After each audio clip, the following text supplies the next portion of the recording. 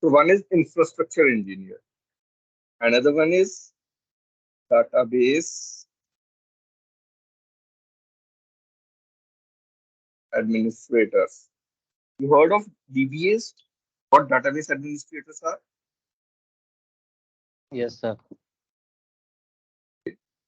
Afterwards comes the platform engineers. Then comes application developers. After application developers, we have monitoring logging teams. So these are few, very few scopes where basically we need manpower engineer. So we have AI team what works on generative AI. We have major project uh, available for us, which is focused on generative AI. How many people of you know about what AI is and what generative difference between generative AI and predictive AI? Any one of you know this particular thing? Yes, Mohammed, explain.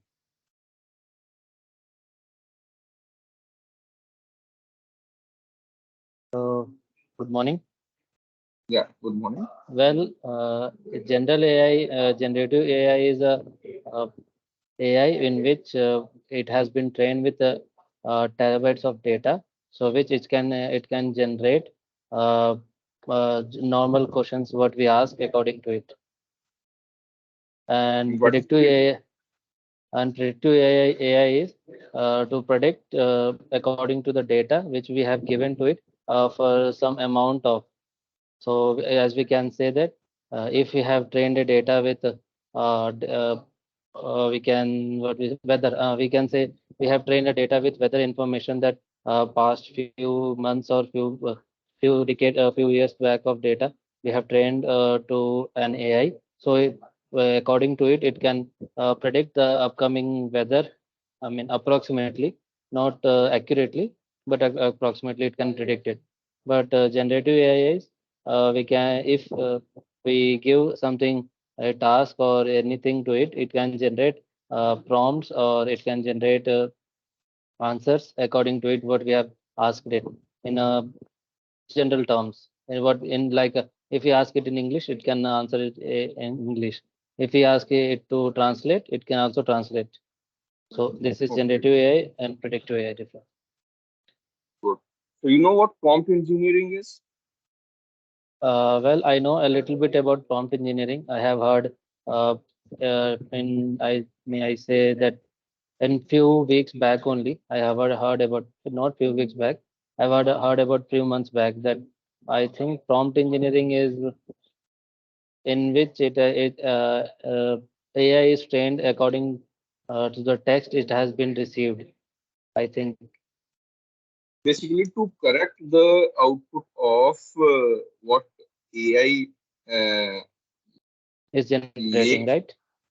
Yeah, is generating. This particular is prompt engineering case. Okay, no issues. So the thing here is, as we all know that computer science is a very vast subject, and this particular session is about what industry we are working in, and in industry, what are the various fields where we need to align ourselves. So, as in TransLab, we have a major project right now, which is basically for application modernization. We are doing that particular project with IBM Spindleton. Apart from that, we have a NSPI, which is Nova Scotia Power Instrumentation. That is AI-based project, and they need to predict the power surge. That Nova Scotia Power Instrumentation is a company in Canada itself, a large power distribution company. And in Canada itself, they have major losses due to snow season. Means by snowing, their distribution lines got struck up, and due to that, they had power outages and power losses. So what they basically planned is by using AI, like predictive and generative force itself, they need to minimize those losses. So this is one of other project which is right now undertook by Translab itself. So apart from this, I told you earlier, we have major projects to support BFSI sector, like all the banks in India itself, all the major banks in India, you name it, we have one or other project from them. And a few of the banks we have already took all the custom services from there. So in industry, the thing works in two manners. One is managed service, another is professional service. Have you ever heard of these terms, managed service, professional services? So basically, you people all will be working in one or other ways. So basically, how industry works is, as Translab, we are system support provider. Basically, we are service providers to the other organization like Airtel. Airtel have got a biggest database, like Airtel's payment bank has bank that comes falls under BFSI sector. Airtel Payments Bank. You have heard of that thing? Airtel. Apart from that, Airtel is a very large organization with millions and millions of users, mobile users, broadband users. All those users' specific data is being stored in some databases, like their billing, their mobile monthly recharge, and all those things are being saved somewhere in database. No? So those are huge databases aligning to terabytes. And those databases are being supported by Translab as managed service. In Gurgaon itself, Airtel's technical data center, we have a team of engineers working over there as managed service engineers. So how managed service works is basically people will be on roles of Translab itself and they'll be working for Airtel project. Means they will be supporting Airtel. So most of the organizations like Airtel and the big organizations, they take the technical support as a managed service outsourced. They don't employ their own engineers like because there are many reasons. All the productivity losses and the specialized technical background. So once where those particular companies will hire on their own roles, so that particular team will be a smaller team of 20, 30, 40 engineers. While if they'll hire from managed service companies like Translab or so, we have team of 500, 600 engineers. So there is a larger technical brainstorming between our engineers. So our engineers work on Airtel project. Our engineers works over there in Axis Bank project. They work in South India Bank. They work in other banks also. Anywhere like Nova Scotia, they are working in. They are working for IBM's project. So our engineers can freely talk to each other. That is what we can say center of excellence.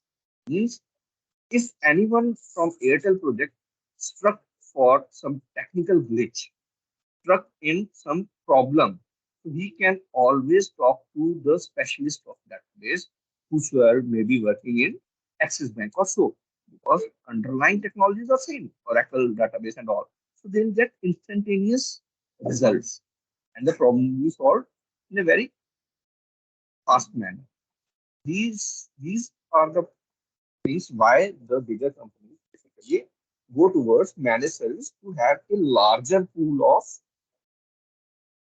engineers who can gain from amongst themselves. So this is managed service in where we assign maybe 20, 30 engineers to Airtel. They'll work round the clock for Airtel project itself, and they'll not be assigned any other work. And they'll be on payroll of Half Lab itself. Another one is professional service. So what professional service is? Maybe like in IBM's project, which is application modernization project. So in that particular, they'll assign us with a task. The task will be to modernize an application. Maybe the IBM will have their legacy application working on some platform itself. Now they want that particular application to be modernized to the standards of cloud. Means they want scalability. These terms, what I am speaking, if you, I believe you will not understand most of the terms. So just write down a few terms if you can. But all these things will be explained in further 16 sessions to you. Like to why, what is the need of modernization of a application? How applications work? What are the three-tier architecture of the applications? Why microservices come into picture? Heard of microservices anywhere? People heard of it? Heard of containers? Yes. Okay. So you must have heard of then Docker, Kubernetes, all these terms. So So we have what? just heard of it. Like we do not know it in depth. Like So, containers, I know from cloud perspective, like resource groups are uh, contained. so Like this that is something what it was expected from your side. So this particular training session of 16 days is made or tailor made in this fashion that after the training you will basically be understanding what these concepts are, what these things are, and how they are related to your work. So this training session name is it is named as generic training. Means so you will basically be acquainted with these terms and the basic working principle of these things. So when after this generic training, then you must have choose something from all, which will be specialization. Like all the people will not be going towards Kubernetes containerization. All will not be going towards microservice application development or application modernization. Few will go towards database itself. So that will be the specific specialization of yours. And in this training, we will talk about all these terminologies like database, like containerization, like Docker, like microservices, afterward, modernization of applications, what is monolithic application. So what I was talking of is like in one of our projects, uh, we are talking of professional service. How we provide professional services to our clients like big organizations like IBM. So let us take an example. They have a legacy application which was made 20, 25 years ago because you all people know what IBM is. yes, sir. IBM. So it is the major and the you can say very old player in computer industry. Computer industry started with IBM itself. They are the very first players of computer industry. So uh, softwares, infrastructure, networking, topologies, protocols, these are being collaboratively and jointly built by IBM, most of them. And they have suite of legacy applications, what was being used for previous 30, 40 years seamlessly. But now they are facing some of the problems that those monolithic applications, you know what monolithic application is? To understand this story, you must have know this particular concept, what monolith is. Yeah. So, what is monolith? If you know a bit So, about a that. single, like the code that is written in a single file or a single liner thing, which is, hard to manage and work on, is like a monolith type of programming. From that monolith, I got what monolithic is, if I'm not Perfect, wrong. perfect. So like Basically, in the previous yeah. days, companies used to Mhm, make their tools or assets which were mhm, very, you may say, specific towards one mhm, particular task, and they weren't flexible for any other thing. They were mhm, like they were working as a single unit, one mhm. unit, but they cannot be used anywhere else for any other purpose. Okay, that is also. So now to relate that particular thing is what we use in our laptops and computers day to day. What monolith is like an application which is not basically having any backends in cloud itself, which is a single executable file if I am using Microsoft Windows platform as an operating system. So we must have installed few of the applications which have some, you can say, executable, you can say, installer .exe file.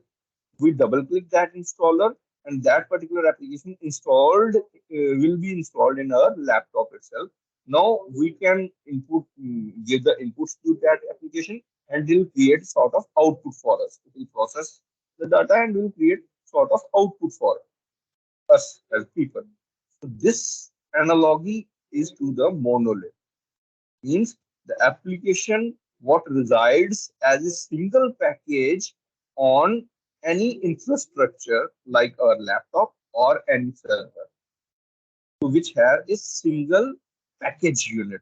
Means all the various algorithms what will be needed for actual processing of data or within a single executable installed in our infrastructure.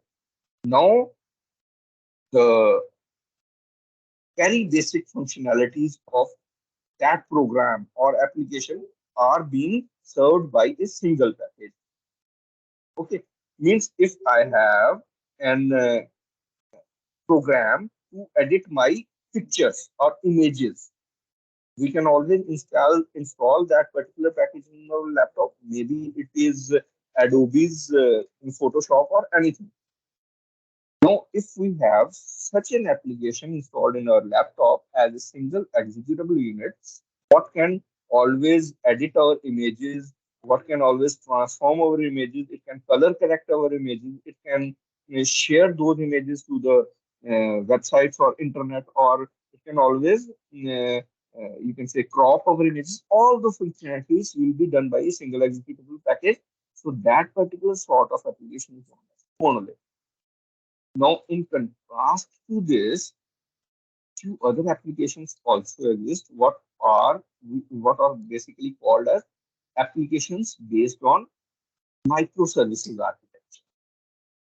So these applications are a bit different. Now, these applications serve. Let us take an example of a bigger application named Instagram. It has its backend on some server. We don't have Instagram hosted on our laptop itself. Actually, we have just a front end of Instagram in our browser. Right? The basic logic, the basic application backend is served somewhere in servers, and that particular application instance basically then in connects with some database that is also hosted on some data center itself. Now, the thing is that particular bigger application serves a lot of purposes. What all you can do in Instagram? You can always post your stories. You can create reel sort of structures. You can always use Messenger to message someone on that particular platform. You can always store your images over there and publish them to the world. So these are various different ways we can interact with Instagram. So you all will be knowing afterwards that each and every smaller, you can say, module or working actual business requirement has a different background application working. So it is not a single application Instagram working. So like if we will be dealing with photographs or we will be uploading any of the images to serve them to all the world itself. So that particular thing was taken care by a different microservice named as photograph microservice of Instagram for communication between the people like you, like the DMs. There will be a different messenger application microservice working in the background, and for other sort of you can say like reels and all videos processing and all those things that are being taken care by some other application. So these are smaller microservices basically assigned to the tasks, specific tasks, and the collective microservices landscape is known as a full Instagram application. Means each and every thing is taken care by a different microservice. No, there is no single background or backend Instagram application. There are multiple, up to hundreds and thousands of microservices working simultaneously on some bare metal servers or in somewhere in data center. They are hosted maybe on cloud or anywhere that can be. In collaboration, they'll work and we'll see the results in front of us. So why this particular architecture is important? Because it is fault tolerant. If photos actually microservice responsible for photos in Instagram, if that will fail, it will not impact the whole Instagram application. All other components will work flawlessly. Just in that case, photos will not be accessible. So this is a benefit of using microservice architecture. Apart from that, when we will be going towards a further session, we'll be going in depth about the thing, what scalability is, how we can make the microservices scalable, how high availability can be achieved, how fault tolerance can be achieved. These are the specific usages or important factors why microservices are being used instead of monoliths. So, not going in very depth about these things. So, most important thing is what we are talking about, what industry we are going to serve, how that industry is working. So, we people will be working as managed service professionals, as professional service professional, and apart from that, we'll have our own in-house projects, like some application development or as what I was talking of is in professional services, we were being assigned with a task itself and we'll have a timeline. Like a organization, if they want their monolithic application to be converted into microservices based application, they'll ask us that we want this particular project to be done. We'll give you whole and soul this particular project for XYZ amount. So you as a TransLab TransLab will be responsible to deliver the microservice-based application on committed timelines. Then TransLab will employ few of our resources who will be solution architects to create solution, few of the developers, few of the database specialists to break their database of a particular monolithic application. All these things will be taken care. Some infrastructure engineers to deploy the applications, some cloud engineers will be needed. So bouquet of all the professionals will be created by TransLab for that particular project for amount of maybe 1 or 2 years project period. Then we'll serve that project, and after completion of that project, we will hand over that project to the client itself. This is how professional services work. Okay. So I believe today you have got a good understanding of how the industry is working, how we may align ourselves to the industry itself in future, and what are basically target solution or what are expectations from ourselves is. The most important thing is just be clear that what where we see ourselves in next 5 years. Make a target, make a goal, then move towards that goal. Just observe how your colleagues are working, how your seniors are working, how they are undertaking in project, because project is not just a mere technical thing. You need to communicate with the client. You need to communicate amongst your team members. These are keys, because a single person can not only be successful without a team. So you must be understanding all those things in while in this training sessions also. You will be getting the technical knowledge. And after these training sessions, during your internship, try as much as possible to get involved in passive projects. Be shadow of the live projects. If you will show interest, you will always be given a chance to be a shadow in a live project. Shadow in a live project means you will not be enrolled in front of client that you are a project member, but you will be supporting the live project member as a shadow. Means what will be benefit of being shadow of a live project is you will get all the knowledge of that project. You will get how that project is working, and another benefit is you will not have any burden on you, because you will not be a technical team member. You will not be assigned particular timelines, deadlines. That deadline will be of the member who will be supported. But the positive is you will get hell a lot knowledge of how actual things will be working. The best way to learn is be a shadow of the life project. So no one will give you chance to be a shadow of life project until and unless you prove yourself. Until and unless you prove your technical expertise. That technical expertise and basic knowledge of terminologies will come from this 16 days session. You will be inducted to the technical knowledge or technical terminologies. Afterwards, you will be able to grab the keywords what are being discussion, the agenda of discussion. Likewise, today, if you will be in any technical meeting itself with client or so, let me say, I'll give you an opportunity to be a meeting member for a technical solution architecture design discussion with client. I bet whatsoever those clients, the technical team member will be talking of, you will only get 5 to 7%.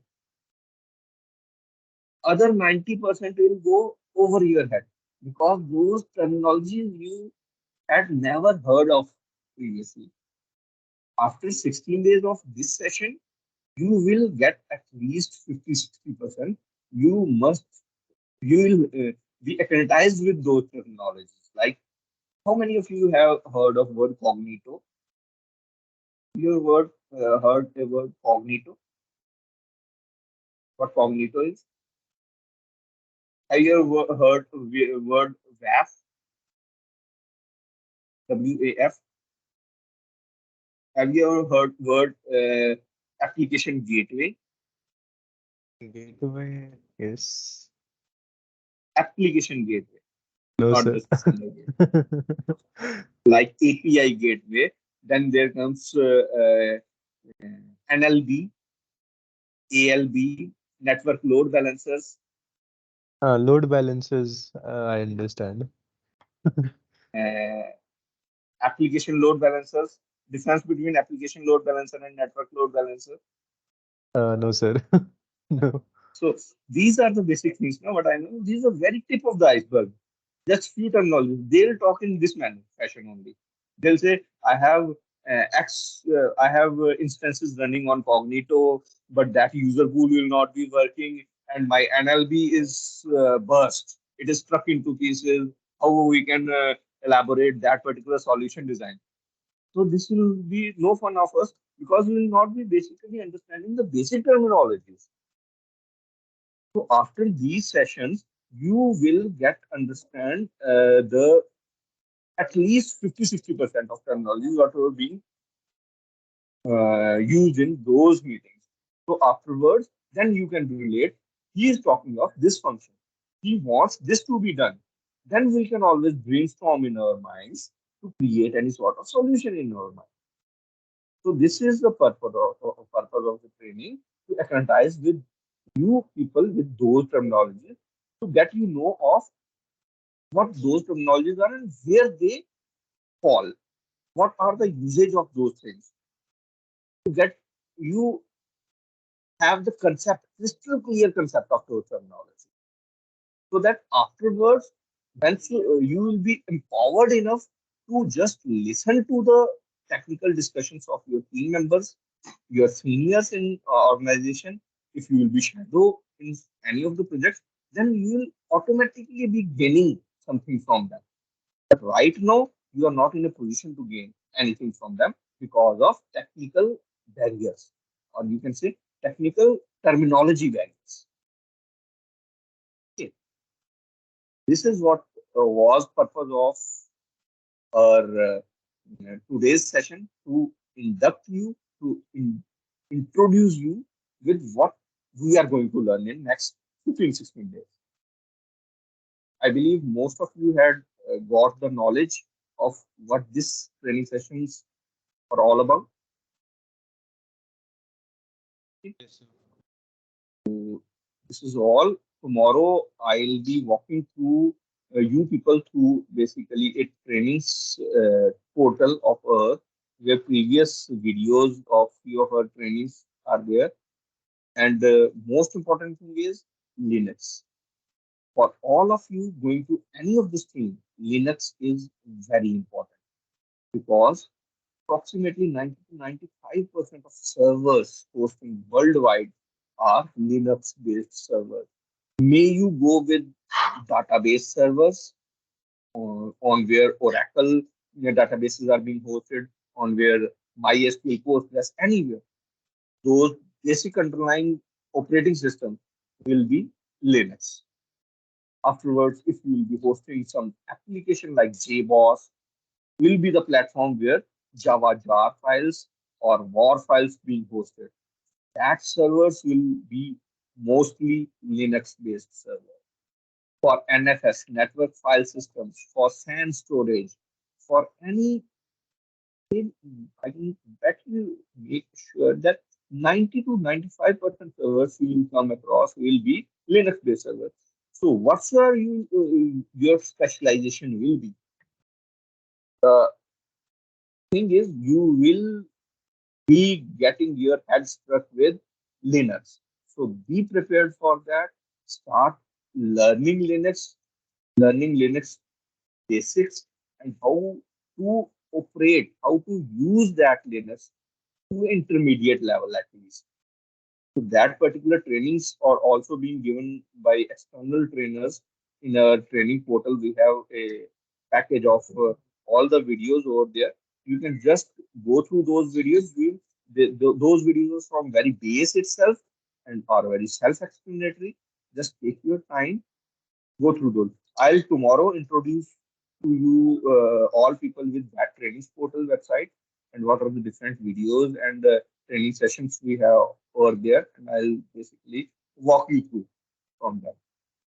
Apart from that, uh, what we'll be working on day after tomorrow, I'll be introducing those basic things to you also tomorrow itself.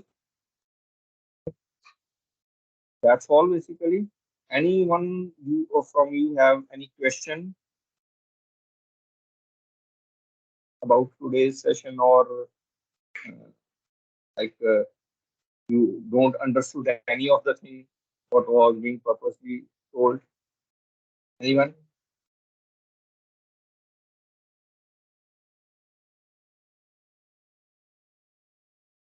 So you all understood basically what is this all training all about? Okay. That's all basically. We are over the time itself. The training first module was designed to be up till 12. We are over time. If you have no question, we can always wind up from now. Sir, today was day one, and in the day two, it's written the module like introduction, training portal, and various basic fields. So, Yes, do yes. we have to prepare something in advance, or tomorrow itself would be enough for it? See, today's session basically was just introduction and induction. Today's session was basically my introduction to yourself and yours introduction to me, and as a company, our introduction to you, and as an industry, industry introduction to you. So that purpose is fulfilled. Tomorrow's session is bit toward how we are going to plan the trainings. What are the various resources you will be getting, like the previous videos of Linux itself, what I always have told. Tomorrow I'll be focusing on how you can always go through those portal itself. And afterwards, we will be talking of the day 3 to day 16 modules, like database, like network, like infrastructure. I'll walk you through all those in a very 5 minutes so that you will be prepared of what to prepare on day 3, what to prepare on day 4. Like on day 3, we have infrastructure and networking. In 5 minutes, I'll give you basic introduction of what networking and infrastructure, how those things are being put up in computer industry, how industry is working on those things. So you can always read that things before day 3. Afterwards, I'll tell you in 5 minutes what basically applications are, what basically databases are. Tomorrow itself, all those things will be given, All right, sir. information will be given to you. And afterwards, you can always get prepared for day 3, day 4, day 5, accordingly, as per the tomorrow's instructions. So tomorrow you need Okay, not sir. to. All right, sir. Perfect. So thank you. Thank you very much all. Thank you. So you may all leave now.